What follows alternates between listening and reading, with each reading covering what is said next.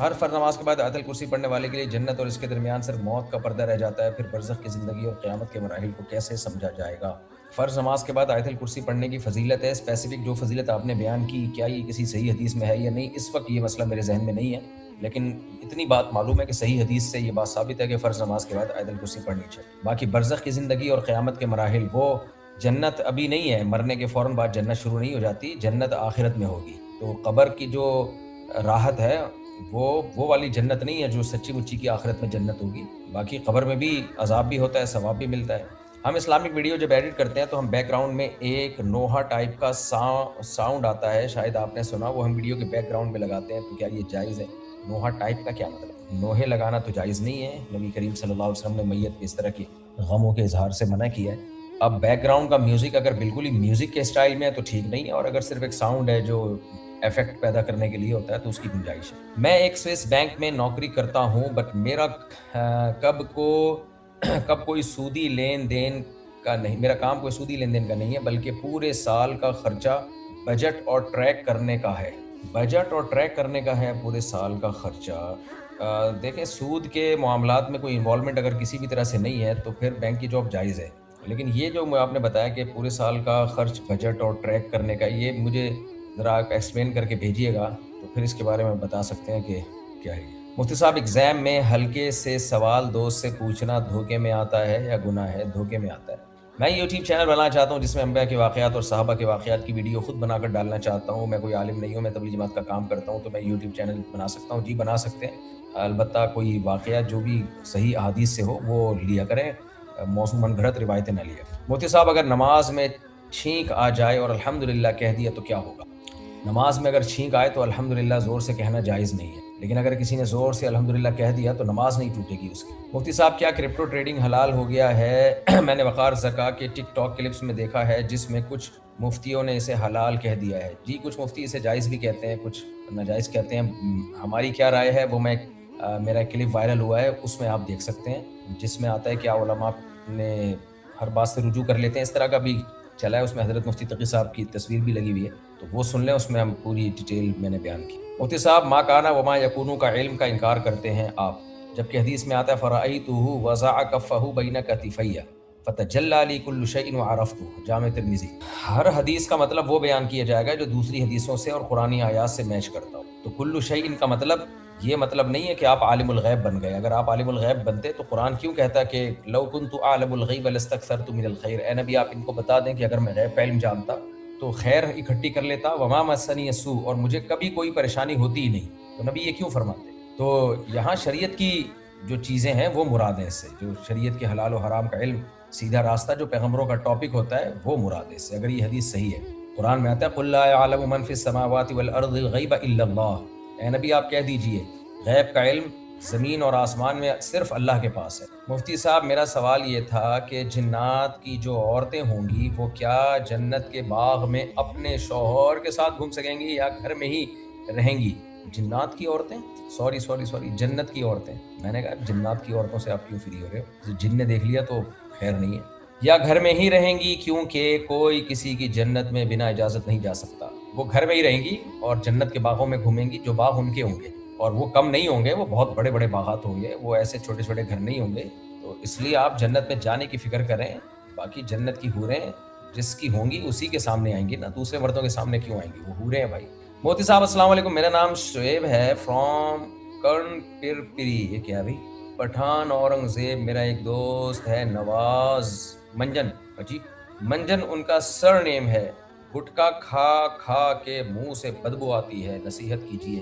منہ سے بدبو آنے کے بعد بھی اس کو نصیحت نہیں ہو رہی ہے تو وہ کیا نصیحت؟ کھانے دیں، ان کو بتا دیں کہ گٹکے سے منہ کا کینسر ہوتا ہے۔ میرے 2-3 جاننے والے جوان لڑکے گٹکے کی وجہ سے انتہائی اذیت ناک موت سے دنیا سے چلے گئے۔ اس سے اب اگر دجال آخری زمانے میں آئے گا تو صحیح مسلم میں حضرت عمر نے نبی کے سامنے ابن سیاد کو دجال قرار دے کر قسم کھائی اور نبی نے ان کی تصحیح نہیں فرمائی، اس کی کیا توجیہ ہے؟ بعض دفعہ نبی کریم صلی اللہ علیہ وسلم پر کسی چیز کی وحی نازل نہیں ہوتی تھی، اس لیے آپ خاموشی اختیار کرتے تھے۔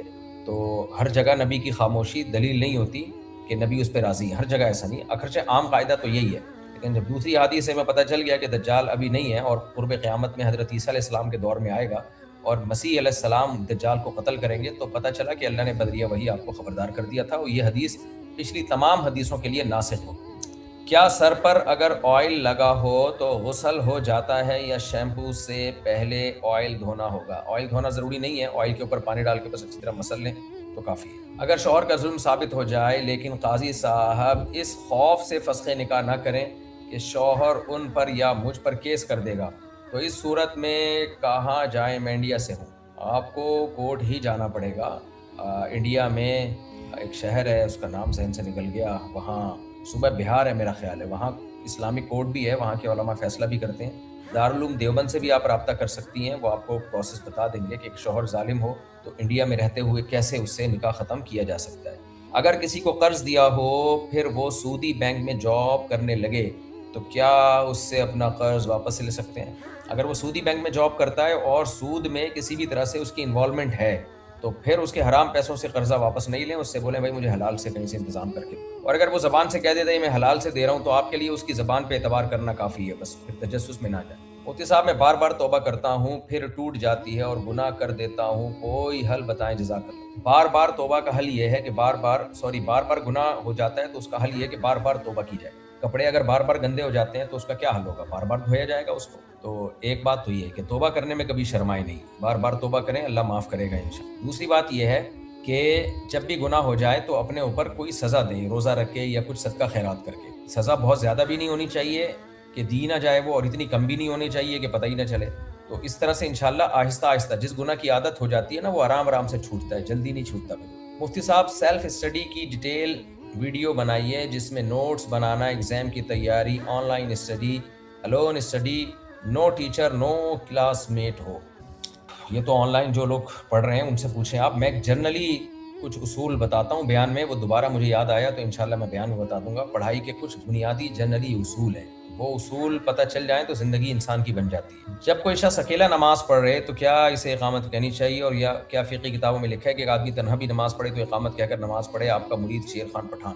افضل یہی ہے کہ اکیلے بھی نماز پڑھ رہے ہوں تو اذان بھی کہیں، اقامت بھی کہیں، فرض نماز۔ البتہ جہاں اذان اقامت ہو چکی ہو، جیسے آپ شہر میں ہیں تو وہاں تو اذان اقامت ہو چکی ہوتی ہے نا، وہاں ضرورت نہیں ہے۔ میں بات کر رہا ہوں جنگل کی، ایسی جگہ جہاں اذان اور اقامت نہ ہوئی ہو۔ مفتی صاحب آپ 3 طلاق پر مناظرہ کب ہونے والا؟ اہل حدیث انہوں نے چیلنج قبول کر لیا ہے۔ جی ماشاءاللہ، اہل حدیث سے کہیں کہ وہ چیلنج یوٹیوب پہ ڈال دیں، اور کوئی مشہور اہل حدیث ہوں۔ بعض دفعہ کوئی ایک چھوٹا غیر مشہور سا آدمی ہوتا ہے، اس کو مشہور ہونے کا شوق ہوتا ہے اس لیے آ جاتا ہے۔ وہ کوئی بڑے آدمی ہوں اہل حدیث کے تو آن لائن انشاءاللہ ان سے مناظرہ تمیز کے دائرے میں رہ کے ایک علمی ڈیبیٹ میں تیار ہوں۔ لیکن لوگ کہہ تو رہے ہیں مگر کوئی اس طرح سے کسی نے کہا نہیں ہے، بڑے عالم نے ان کے کوئی مشہور۔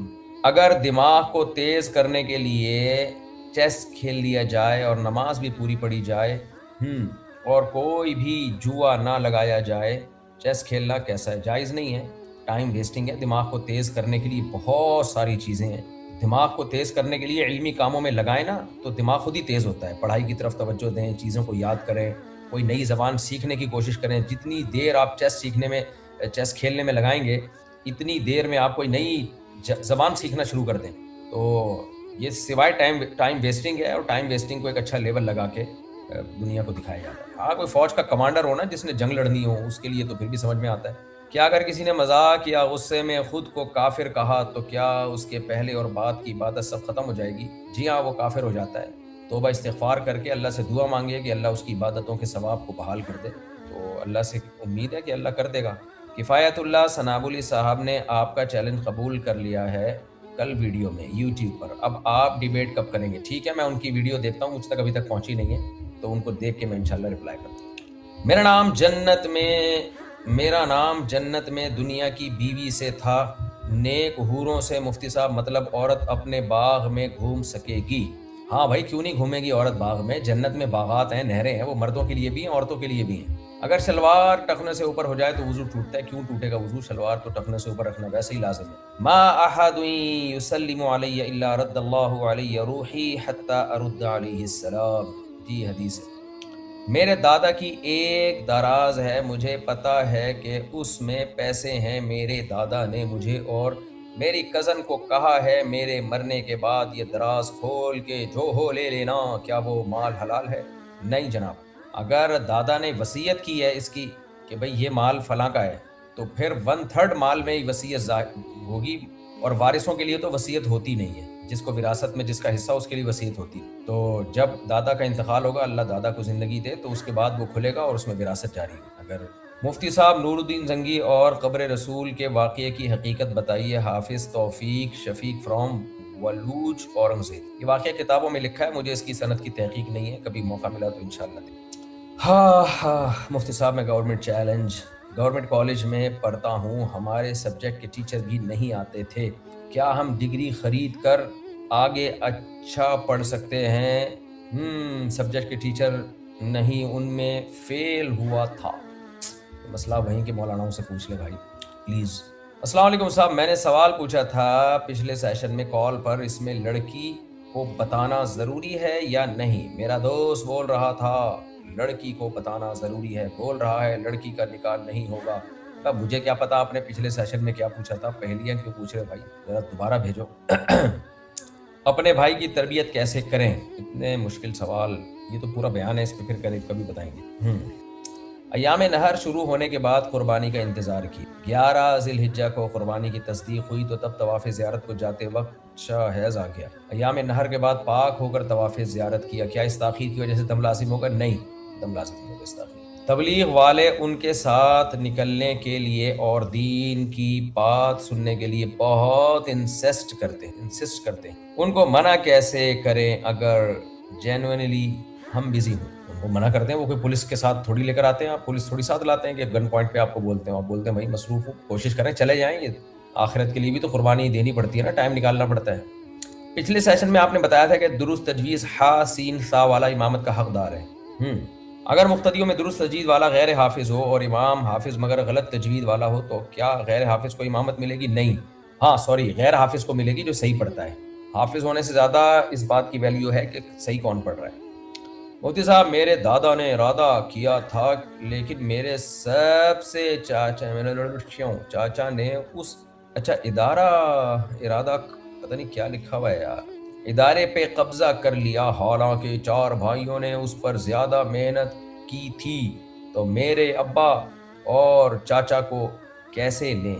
میرے دادا نے ارادہ کھڑا کیا تھا، کوئی ادارہ بنا کے کھڑا کیا ہوگا، لیکن میرے سب سے چاچا نے اس ادارے پر قبضہ کر لیا. تو قبضہ چھڑواؤ بھائی، پولیس سے رابطہ کرو، اللہ ہدایت دے. مفتی صاحب، درود شریف اتحیات سورہ فاتحہ دوبارہ پڑھنے پر سجدہ سہو کرنا ضروری ہے؟ اوے یار، یہ مسئلہ مجھے ذہن میں سے نکل گیا.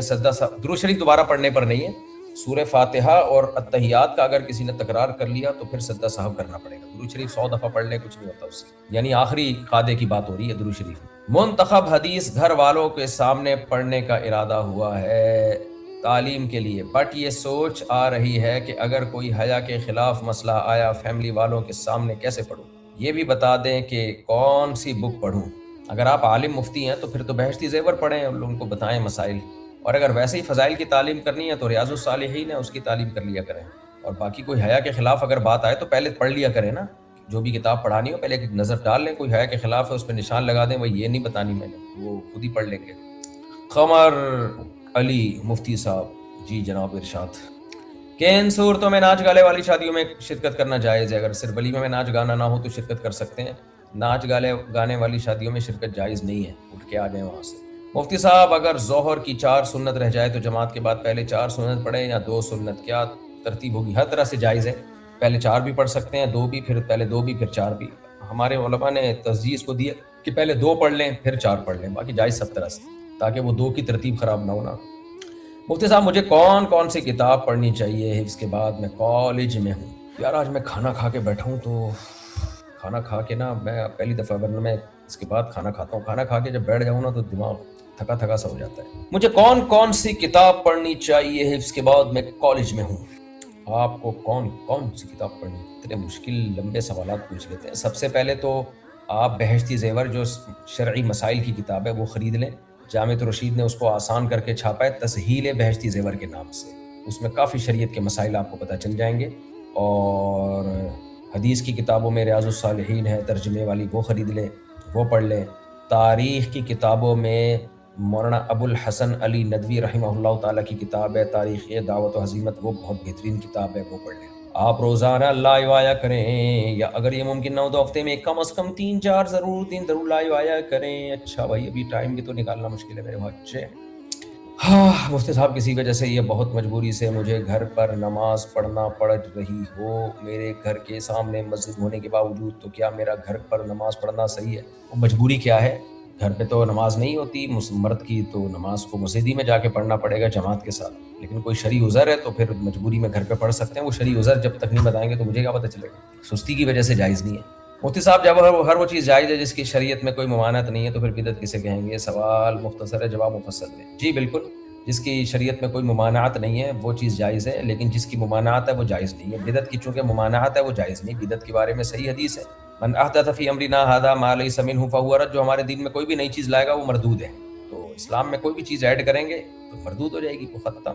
مفتی صاحب، یا رسول اللہ مدد کہنا شرک ہے تو کیا بریلوی حضرات کے پیچھے نماز پڑھ سکتے ہیں؟ یا رسول اللہ مدد کہنا شرکی ہے جملہ ہے، لیکن اگر کوئی شخص یہ جملہ کہہ رہا ہے تو اس سے پوچھا جائے گا کہ تمہارا مقصد کیا ہے۔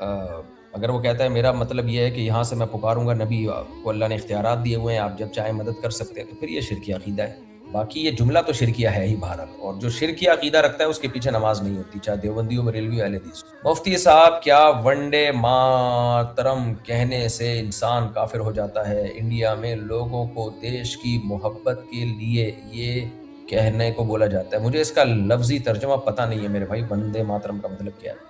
مفتی صاحب، میں 19 سال کا ہوں، میں جب بھی پیشاب کرنے کے بعد وضو کرنے لگا ہوں استبرا کر کے، پھر بھی ایسا لگتا ہے قطرہ نکل رہا ہے۔ مجھے واش روم میں 40 منٹ لگ جاتے ہیں، پلیز میرا آنسر دیں۔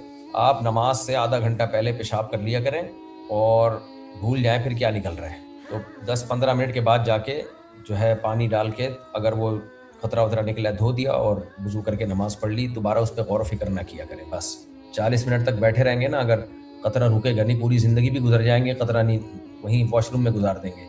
وہمیوں کا قطرہ کبھی بھی نہیں رکتا، اور بیمار آدمی کا قطرہ بھی اتنی دیر تک نہیں نکلتا ہے۔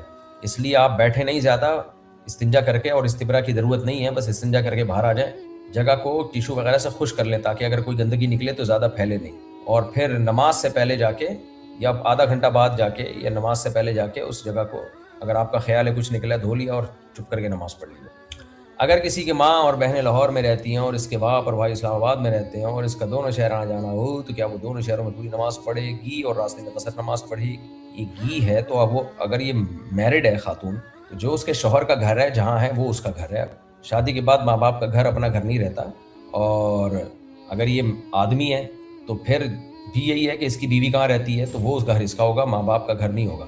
باقی اگر یہ ان میرڈ ہے تو ماں باپ اور بہنیں لاہور میں رہتی ہیں، باپ اور بھائی اسلام آباد میں رہتے ہوں، تو پھر دیکھا جائے گا اس کی نیت کیا ہے۔ پہلے کہاں رہتا تھا، جہاں رہتا تھا شروع سے وہ گھر اس کا کہلائے گا، اور جب تک اس گھر کو پراپر چھوڑنے کی یہ نیت نہیں کرے گا تو وہ گھر اس کا ہی گھر کہلائے گا۔ مجھے نہیں پتا آپ پہلے کہاں رہتے تھے اور کون سا اوریجنل گھر تھا آپ کا۔ مفتی صاحب، کسی امام کا عقیدہ یہ ہو کہ مرے ہوئے بزرگوں سے دعا مانگ سکتے ہیں مگر دیتا اللہ ہی ہے بزرگ کے وسیلے سے، کیا ایسا امام کے پیچھے نماز پڑھ سکتے ہیں؟ نہیں، جائز نہیں ہے۔ ہندو بھی یہی کہتے ہیں کہ ہم ان بتوں سے مانگتے ہیں مگر دے گا بھگوان جو اوپر ہے، لیکن پھر بھی قرآن ان کو مشرک کہتا ہے، اس لیے کہ قرآن کہتا ہے اس کی کیا دلیل ہے کہ اس سے مانگو گے تو میں دوں گا؟ میں نے اس کو تمہیں کب کہا کہ اس کو میں نے اپنا وزیر بنایا ہے، نائب بنایا ہے، یا اس کے ذریعے تم مجھ تک پہنچو گے؟ تو ایسے ہی بزرگوں کو بھی اللہ نے جب اختیار نہیں دیا، اور نہ اللہ نے کہا کہ ان سے مانگو گے تو میں دوں گا، اللہ نے کہا مجھ سے مانگو نا، ان سے کیوں مانگ رہے ہو؟ ہاں ہاں۔ مفتی صاحب، کسی امام کا عقیدہ یہ بتا دیا میں نے۔ مفتی صاحب، نماز میں ٹوپی کی کیا اہمیت ہے؟ بغیر ٹوپی کی نماز پڑھنا کیسے؟ بعض لوگ ٹوپی کی ضرورت سمجھتے ہیں، ٹوپی کے ساتھ ہی نماز پڑھنی چاہیے، وداؤٹ ٹوپی نماز پڑھنا خلاف سنت ہے، کبھی کبھار اگر رہ جائے تو کوئی حرج نہیں ہے۔ سوئس بینک پورے سال کے امپلائیز اور باقی سافٹ ویئر ہارڈ ویئر کا خرچ بجٹ کے مطابق ہو رہا ہے یا نہیں؟ یہ دیکھنا ہے، پھر تو ٹھیک ہے، بہتر تو چھوڑنا ہی ہے، باقی جائز ہے۔ مفتی صاحب، فوڈ اسٹریٹ پہ اسٹال لگاتے ہیں تو کے ایم سی والے پھتہ لیتے ہیں، تو کیا یہ رشوت ہے؟ جی ہاں، رشوت ہی ہے، اور اس میں گنہگار کون ہوگا؟ اور کیا ہم کوئی فوڈ اسٹال لگا کر بزنس کر سکتے ہیں؟ یہ تو کے ایم سی والوں سے پوچھیں آپ، میں تو یہ بتا سکتا ہوں کہ الیگل کام نہیں کرنے چاہیے، اور باقی آپ اس پہ کچھ بیچیں گے تو وہ کمائی حرام نہیں ہوگی، کمائی حلال رہے گی، البتہ الیگل کام سے بچیں۔ سر tell if students are struggling in studies and if Allah doesn't give them that thing They want to what to do, please answer. जो लोग स्टडी कर रहे हैं, स्ट्रगल कर रहे हैं, लेकिन अल्लाह उनको इसका बदला नहीं देता, तो वो फिर टमाटर बेचें। अल्लाह तो बदला देता है अगर आप स्टडी करें। ये दुनिया में लोग स्टडी कर करके कहाँ कहाँ तक पहुँच गए स्ट्रगल कर करके। आप सही स्ट्रगल नहीं कर रहे होंगे, मशवरा करें कि आपकी स्टडी में क्या गड़बड़ है, और अगर नहीं है तो भाई फिर कोई दूसरा काम करें।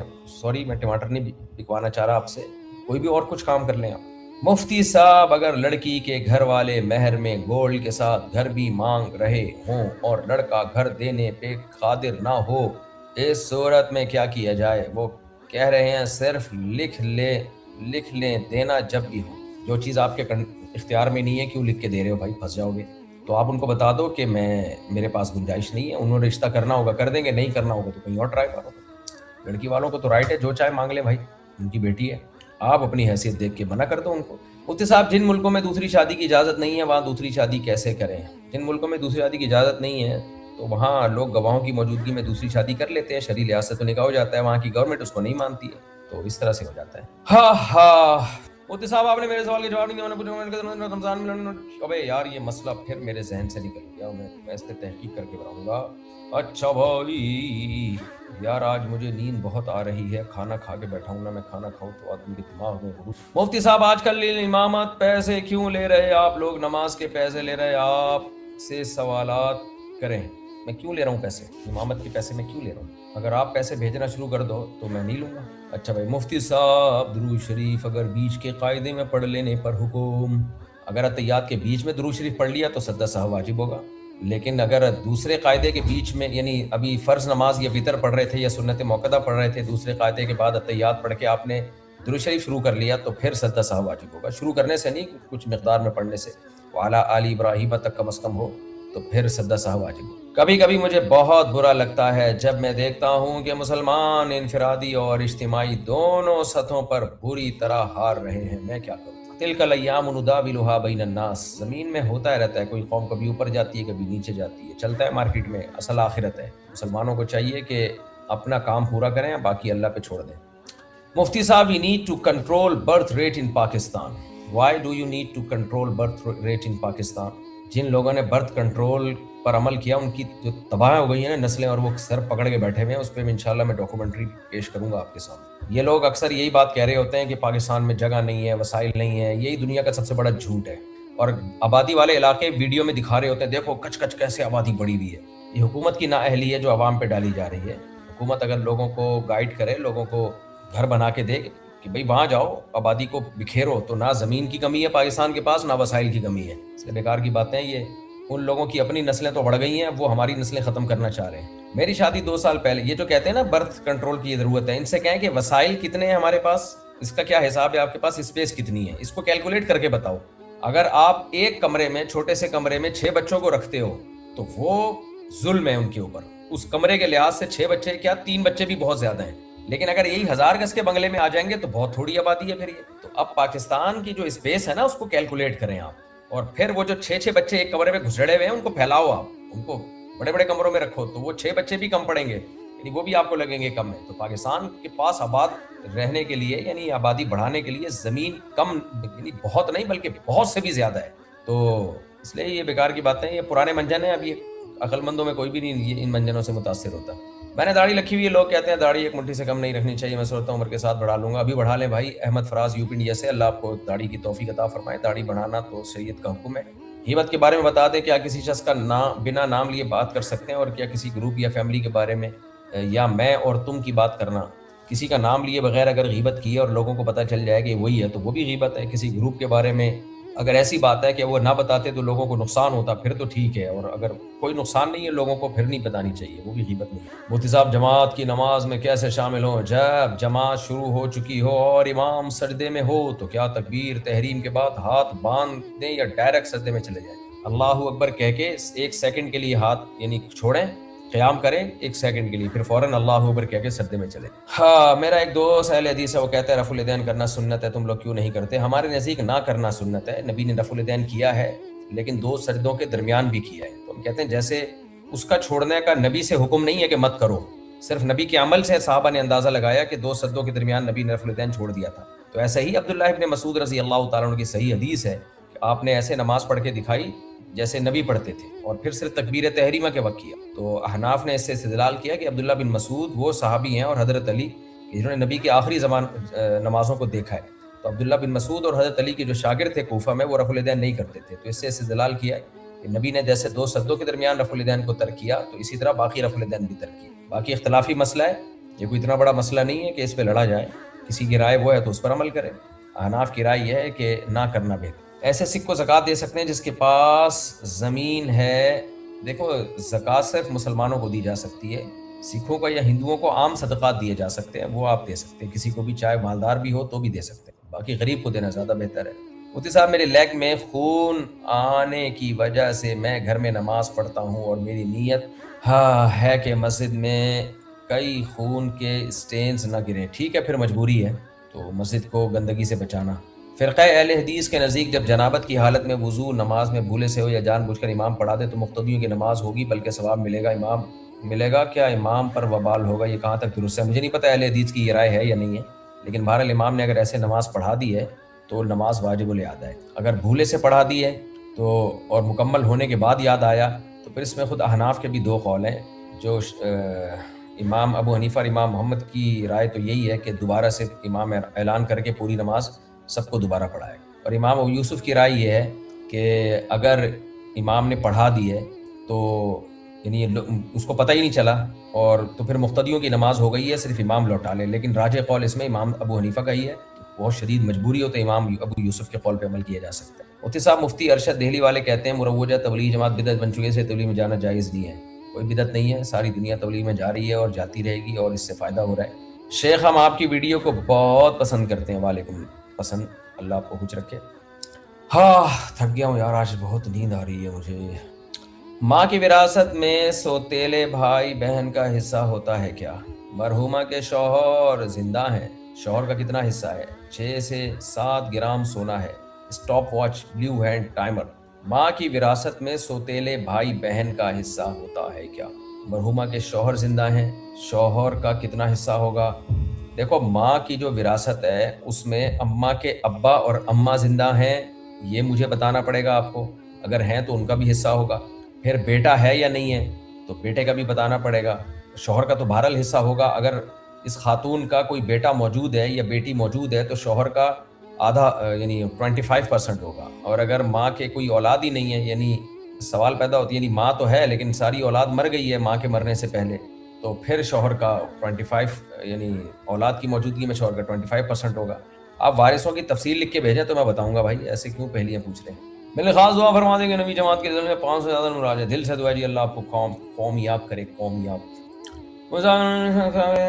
پیج ہے اس لیے مجھے ویڈیو کو ریکارڈنگ سانگ لگا پڑھتے ہیں تو کیا یہ جناب میوزک نہیں لگا سکتے آپ؟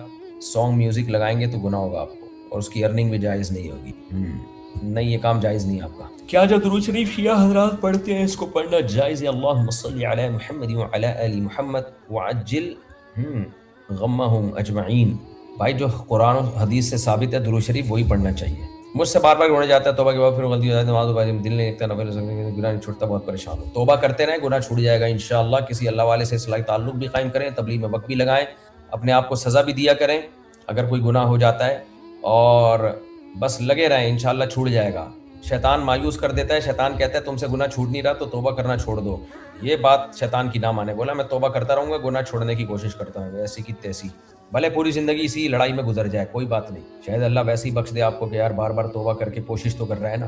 تو اگر کوشش چھوڑ دی نا پھر تو بربادی ہے بھائی صاحب، پھر گئے۔